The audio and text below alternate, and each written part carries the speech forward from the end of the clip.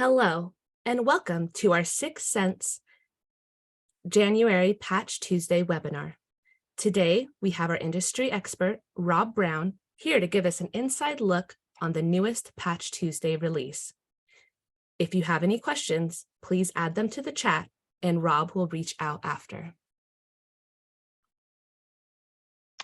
Thank you very much, Johanna, and welcome everyone to our very first webcast for Patch Tuesday. It's brilliant to be back for a new year, but we really do have a ton of data to go through today.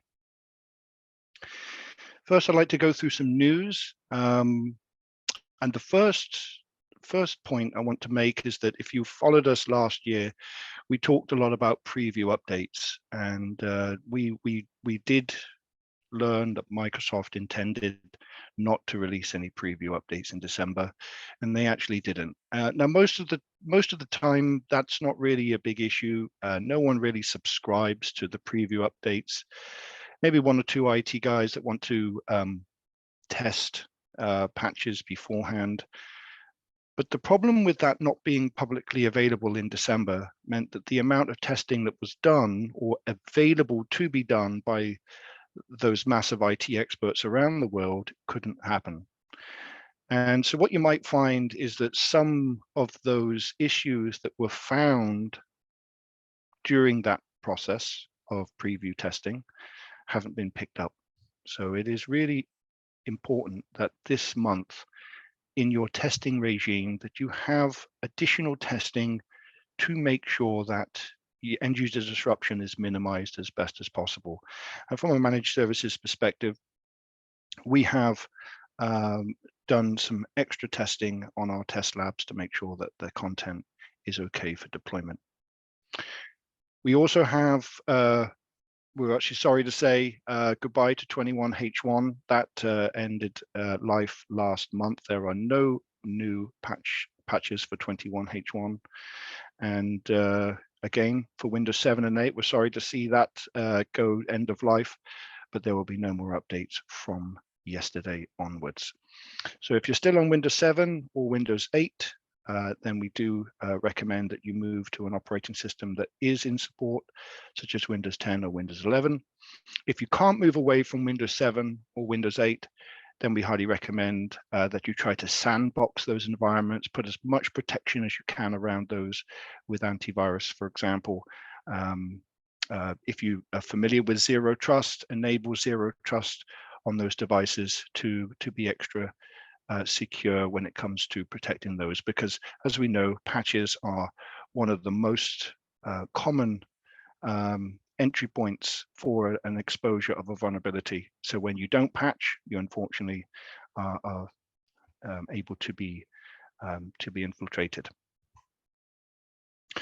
Adobe has a partnership with Microsoft, and usually I wouldn't recommend this, but CISA did put out a notification bulletin yesterday about four patch types that they urgently recommend you deploy. First being Adobe Acrobat and Reader, InDesign, InCopy, and Dimension. The most popular, of course, is Adobe Acrobat and Reader, which is APSB 23-01. CISA is actually the one of the US certified cyber agencies, so we do like to take their word for it. If they're seeing attacks or if they're seeing exploits, we like to make that recommendation to all viewers of this webcast series to patch as well urgently. Now, yesterday, I literally meant a ton of fixes. We had 98, which included 11 critical and 87 important. For Windows 7, which is now end of life, we had 40 fixes. We don't have that many. In fact, last month, we have had this month twice as many fixes. And 100 almost 100 updates is kind of more than we usually receive, compared to 2 years ago when we were receiving 120, 130 for the whole of last year, that number was kind of reasonable between 50 and 70. So 100 fixes is certainly something you definitely need to do extra testing. Just make sure that your test plan covers everything from your laptops to your desktops, your servers. Make sure you're testing things like if you have USB drives or USB disks, make sure you're testing with those included and not included, just so that you don't find certain users being disrupted. For Windows 2008, which has one further year extension, so Microsoft decided that they would do 2008 on a ESU 4 license, so you get a fourth year. There are 39 fixes this month, of which 8 were critical. Same for Windows 7, 8 are critical. We had one weaponized vulnerability, and I'll explain what weaponized means in a second. One public aware vulnerability, and they were different, so that's something to be aware of. And out of those 98 fixes, 2 of them are what we call a jump point. Now, if you're familiar with CVSS score and the way that the CVSS score is calculated, there is a vector called a scope. And when a scope is changed, it means that through the exploit of one particular vulnerability, you can jump or hop to another part of the operating system. So if you could break in through one vulnerability, you can start another process in a totally different technology, such as a browser. So you could come in through the browser and then jump to Windows. If it was VMware or hypervisor, you could hop from the guest to the host. Of course, these jump points make those vulnerabilities ultra urgent, and we like to point them out as well to you, because those are the kind of vulnerabilities that aren't always necessarily critical in severity, but those are the kind of vulnerabilities that were used during the SolarWinds. A medium severity vulnerability with a jump point was allowed to create breadcrumbs, so they could actually go from one part of the technology to another, and that allowed them to walk inside the operating system. And something new, we've not done this before, but we've got so many brilliant questions, and please, if you have questions, send them in. We're trying to make this a 30-minute webcast. Just, we know everyone's time is very precious. We have a lot of questions about what the different types of vulnerability mean, and actually how important should some of these be compared to others. So what I've done is I put them in descending order. The top, the one with 39 fixes is called an elevation of privilege vulnerability. That's basically where a threat actor gains access to a system or to an account, bypasses the proper authorization channel, and successfully grants themselves access to data they're not supposed to have access to. And that's actually one of my top picks for today. It's a very, very urgent vulnerability to resolve. The next is remote code execution vulnerability that has 39 fixes. That's a class of cyber attack in which attackers remotely execute commands to place malware or other malicious code on your computer or the network. Denial of service has 10 fixes. That's an attack meant to shut down a machine or a network, making it inaccessible, such as you have a service that you keep trying to spawn, or you have a website or a web server that you continually try to ping. You try to cause as much noise as possible in order for that resource to effectively crash. If you can crash it, potentially can add some code that's not supposed to be there. Information disclosure vulnerability, which is also fixed on, which also has 10 fixes. It's when a program unintentionally reveals sensitive information.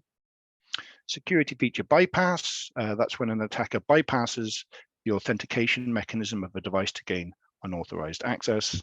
And lastly, spoofing vulnerability, that's an act of disguise to make your process look like another process in order to bypass security methods. That had 2 fixes. So really interesting to see the breakdown. And I would say that the most important ones, if you were choosing a vulnerability based on the type, of course, elevation of privilege and remote code execution would be my 2 selections for priority. Now, how are we going to prioritize Patch Tuesday? I'm going to show you the list of patches in just a second. We publish everything up to our website, but it's important to understand where we get our intelligence from when it comes to prioritizing patches for deployment. And there are many ways and strategies that work for everyone, but the way we select patches is based on 6 different factors. The first being the vendor severity. Now, the vendor severity goes from critical all the way down to NA.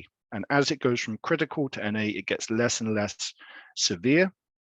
And that is generally issued by the vendor when the vulnerability or the patch is released. So they'll say this is critical, medium, low, for example. And generally, the severity doesn't change. In general, it sometimes can, so be aware that sometimes it can, but in general, it doesn't change. The CVSS score, however, is a priority out of 10, 10 being the most severe, 0 being the least severe. And it's a calculation made by an independent organization, an independent body that is actually working out how severe and how much of a vulnerability can be exposed, what the kind of environment needs to be for that vulnerability to be exposed, and how likely this vulnerability is to be used in an attack. It's a highly sophisticated score, and it does change because as vulnerabilities are released by the vendor, the methods in which they can be exposed can be made public. We're going to talk about that in a second. When that happens, certain calculation vectors can change to increase the score. So the score can go up and it can also come down. But using both a vendor severity and a CVSS score together allows us to catch and to be more transparent about our selection. So if we're choosing just the vendor critical and high, certain vulnerabilities with a CVSS score of very high can actually be low or medium in vendor severity. It's just the way it works. But we put the two together, and we have a much better selection process for catching the vulnerabilities that really matter the most. Then we've got the state of the vulnerability. The first state we call weaponized. Weaponized means that it's actively being exploited. It's the active exploit that's happening right now. That can happen to any vulnerability, actually, regardless of the severity. So one of the weaponized today is actually important. So it's not critical, it's important, and it has been weaponized, meaning that there is evidence that that is being used in sophisticated attacks.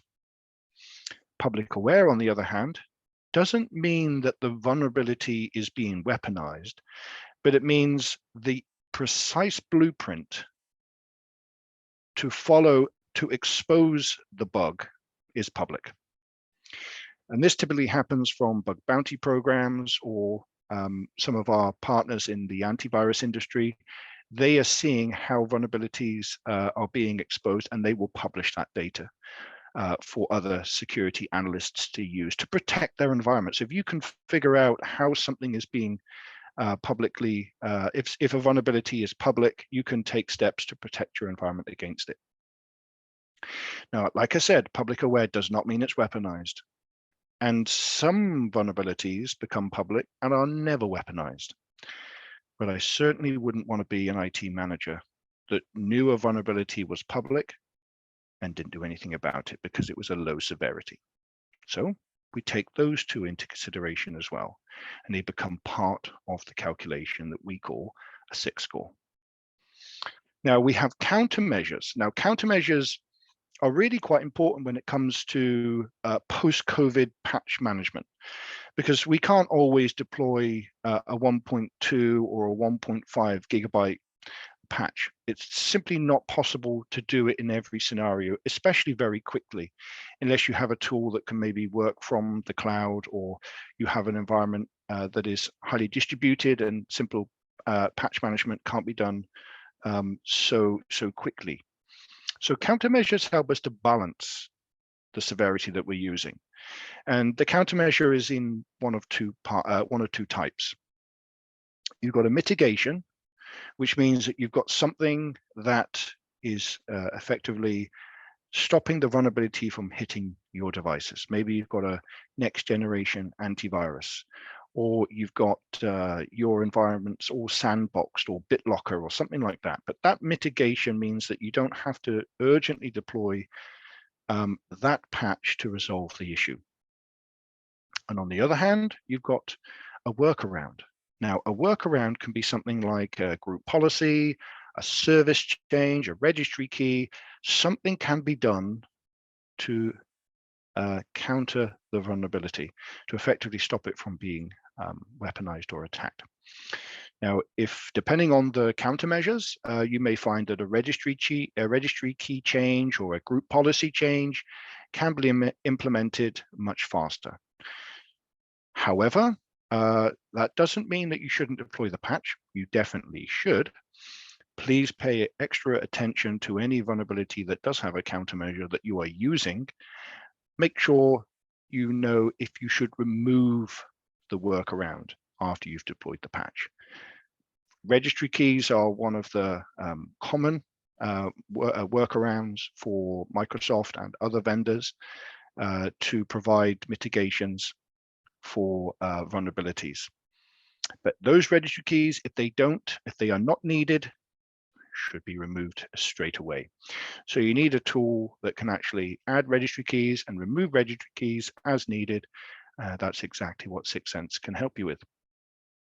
And finally, there's no point in prioritizing vulnerabilities that are really severe, weaponized and public aware on a few of your devices. So your exposure matters. If your environment has 2 or 3 or 4 machines with this particular patch needed, but a ultra critical severity, ultra CVSS score with no countermeasures exist on the majority and potentially is public aware, not yet weaponized, that should be your priority. You should go after the vulnerabilities that really matter. So having your exposure as part of that calculation really can help you, especially if you have to deploy, like many customers, groups of patches. So we go with the highest priority, then we go with the next highest priority and the next highest priority, especially if you can use dynamic selection or what we call queries to choose the patches that matter in that phased way. So now we've got the priority under control. Let's go and take a look at what we've actually got to talk about. Now, I did say we had about 100, and we've got about 10 minutes left to go through some of these. And I've done quite a bit more research since we published this yesterday. Now, we don't actually make you come into Syxsense, into the presentation to see. We actually do put all of this on our website. So there's along the top here on syxsense.com, you've got the resources section. The resources section has our news and events and a massive vulnerability database that we're really proud of. This includes solutions as well for many vulnerabilities that are released by NIST. But if you go into the resource center and go and find the Patch Tuesday, the link is January-patch-tuesday-updates-2023. Wow. And this is the page we publish. Now, you don't have to come here every single month. If you do subscribe to the page, you'll actually get an email link every single month when we put something up like this one or any of the other articles that we publish for our customers and for everyone. If you have any questions, such as a very common question is, how do I build a test strategy? How do I test my patches? How am I looking after my environment? How do I take care of reboots or pre-reboots and post-reboots? Use the chat session. This is Johanna and a colleague here in the corner. They'd be happy to help with any technical questions you have. If they can't answer it, they will get one of our techie guys to respond to you privately. And of course, if you want to, you can schedule a demo to see what Syxsense has to offer. Now, there were 11 rated critical and 87 rated important, and there was pretty much everything touched from a Microsoft perspective. I just want to mention one thing.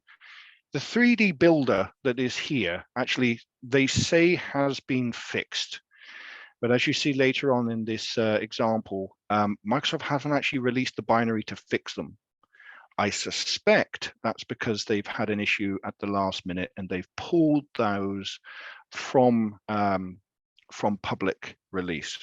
So the binaries for those particular vulnerabilities don't exist yet, but they are quite severe. The CVSS, as you're about to see, is quite high, and I would highly recommend you keep an eye on that. If they do release those fixes, please go ahead and add them to your strategy. Now, if we go down here, you'll see my first pick is CVE 2023-21674. And this is actually the Windows Advanced Local Procedure Call, ALPC, elevation of privilege vulnerability. So if you're familiar with the type of vulnerability we talked about, elevation of privilege. Now, this is one of my top picks because it is weaponized. It's the one that's being actively used.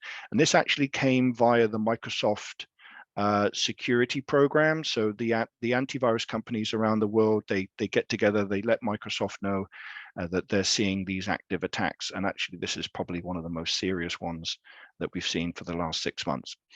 It also has a jump point. If you're familiar, if you remember, the jump point means they can come in through one technology and then hop inside and do other things. So a local user can trigger memory corruption and execute arbitrary code with system privileges, meaning unlimited. Now, combined with it being actively exploited and a jump point, #1 priority. And it exists on everything from Windows 8.1 to Windows 11 workstations and Windows Server 2012 R2 all the way up to Server 2022 20H2. Now, to expose this vulnerability, you have to be over any network, including the internet, with low attack complexity, no privileges. It does require the user to do something. So the user has to be, they have to press something or have to be conned into clicking an email or something like that. But if that is possible, this vulnerability can be exploited. Now, the next one I want to mention is CVE 2023-21549. This is the Windows SMB Witness Service Elevation of Privilege Vulnerability. Now, once again, we sort of take a lot of data in the priority. We don't just take the criticals and recommend them because, as I said, the 6 score allows us to be very precise. And even though Microsoft is saying this vulnerability is less likely to be used in an attack, the exact steps to exploit it is in fact available on the internet. And so when I was looking at this particular vulnerability, it exists because an application does not properly impose security restrictions in the Windows SMB witness service, which allows this to be bypassed. And it has a CVSS score of 8.8, which is very severe. It's not yet critical, but it's just under critical. So it's certainly something to be aware of. It is public aware, so the precise way to exploit it is on the internet. It can be exploited over any network, including the internet, with low attack complexity, low privileges, no user interaction. So certainly an issue. No jump point, thankfully, but it certainly is a priority for you today. And lastly, is the Windows Cryptographic Services Elevation Privilege Vulnerability. This is a beautiful name, CVE 2023-21561, and I actually did a Google search because I've seen this quite a bit. Nothing as severe as this more recently, but wanted to know what it was about. So the Cryptographic Service is a Microsoft Windows feature that encrypts and decrypts data on storage devices when they are accessed, and it can also be used for user authentication to archive encryption or decryption. So it's very, very serious. This vulnerability has also a jump point. Its vendor severity is critical, CVSS of 8.8. Luckily, it's not weaponized or public aware, but that doesn't matter because of the other factors involved. The risk to exploit is quite serious, but certainly not as serious as some of the others. The attack vector is local, meaning they need local access to your network. It's not something that can be exploited over the network, but it has low attack complexity, low privileges, and no user interaction. Just to go on, a locally authenticated attacker could send specifically crafted data to the local GSRSS service to elevate their privilege for the app container to system. The app container is considered a defensible security boundary, therefore any process that can bypass it is a big issue. An attacker could execute code or access resources at a higher integrity level than the app container execution environment. Every one of those three I mentioned is available in most systems management tools. I highly recommend whatever tool you're using, doesn't matter if you're using Syxsense, take the CVE, pop it in the tool, see if any of those three are needed. And if they are needed, certainly make those the first ones to deploy. Later down this page, you will find other references to the other vulnerabilities in the order that I've mentioned in the 6 score. And we've also put some additional information in here, such as why the vulnerability is important, whether or not as a jump point, and certain information, such as what we think you should know about this vulnerability, including if there's a countermeasure. We couldn't find any on the Microsoft site this month, so that is quite unusual. However, going back to my first point about there being no previews, it kind of makes sense that they haven't had the amount of testing and feedback to their Microsoft test team that they would usually have to be able to build countermeasures in for things like this. So that's on our website right now. I hope that that you found this really useful. Once again, if there are any questions, any concerns whatsoever about any of the vulnerabilities, or you want to go into a bit more detail, certainly use the chat section here to give us a question, and if necessary, we'll reply back to you as urgently and as quickly as we possibly can. That's it for this month. I'm really happy that I see so many of you joined on the live recording. If you couldn't make the live recording, we will make sure we get a recording out to you as soon as possible. And well, until next time, happy patching.